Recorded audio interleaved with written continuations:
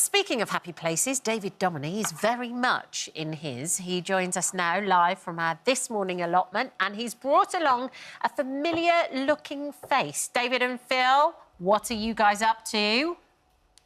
I'm here in Phil's allotment here, and this morning's allotment that Phil's been looking at. He's doing a blooming good job, I have to say. Taking a look around at a whole host of different brassicas and peas and beans.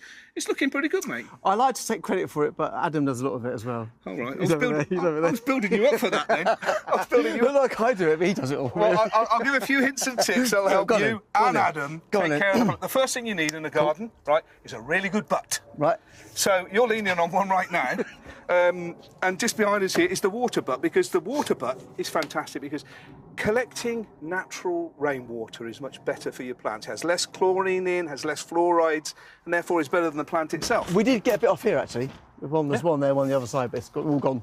Well, all you need is these little attachments that you can just put into your downpipe there, and then you get hold of a connector that just leads it into the water butt, right. And it collects all nature's water, and of course we get quite a bit of it. Yeah. You could probably get about 2 or 3 here. You can actually link one water butt into another, and then get a massive amount of storage. This is something really nice. This is an irrigation unit that you attach onto your greenhouse or a post or something similar, because it's harvesting the sun. So the water butts harvest the water, and these you put a little connectors into the water butt itself, right. And then they've got a little reservoir here. Hold on, thank you, Phil.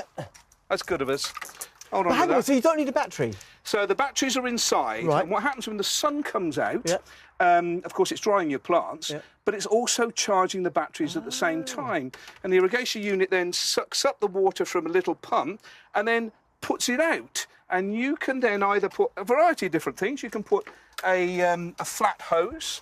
You can attach up to, I think there's some in the region of about 25 metres or something similar to that. And you can put it all the way around your veg beds, all your flower beds, all around new trees that you've just planted.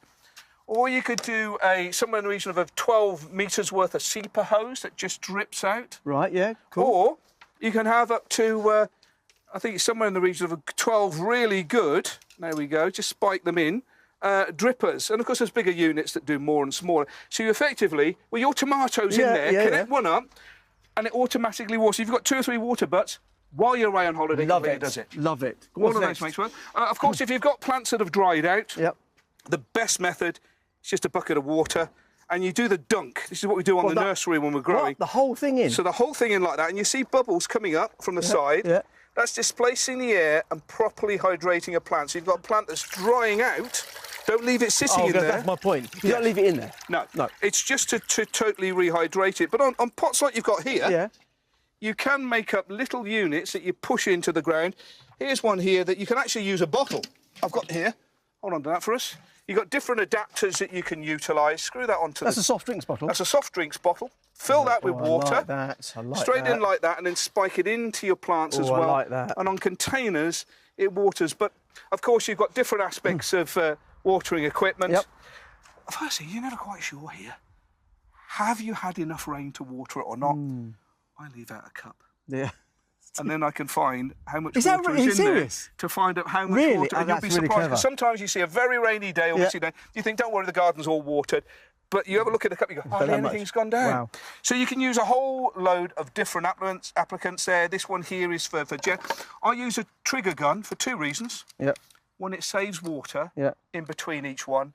And 2, the big thing is to never leave the garden wet. Right. Because if it's wet at night, that's when the slugs move at their best. So always water first thing in the morning. Or if you're watering later on in the afternoon, so there's enough time to dry off. Okay. And I also leave in some things like this. This is a little tray here. I put them in my grow your own area. Some gravel on the side, and then I add water in there as a little drinking spot for the bees. Oh, my God, you're a clever man. You're a clever, clever man. Certainly with the side of things like your thyme here, the bees can rest on the beach and have a little drink. On the beach? On the beach. I also put in some bamboo canes, a little pot with straw, and leave them on the top like that as a little habitat for beneficial insects that'll be pollinating all your plants in here. And I also add in things like this little drinking stations for the birds and the like, and all of them have a tendency to grow. What do you love most about your garden? I just like the fact that I can just get out and work on it, and I forget everything else. You're really submersed by it, you know, and then every day it completely changes. And it's the magic of it. I've always found that gardeners are keen amateur cooks, and cooks are keen amateur gardeners. That's the magic. Is that what it is? I think you're doing well with it. I think you're doing well. I hope that's loads of hints and tips for anybody who's growing their own. Lovely stuff. Thanks, Can't wait chaps. They'll to be cooking see soon. Phil cook it up. Thank you for visiting our This Morning YouTube channel. We upload new content every day, so go ahead and hit that subscribe button so you don't miss out, and we'll see you in the morning.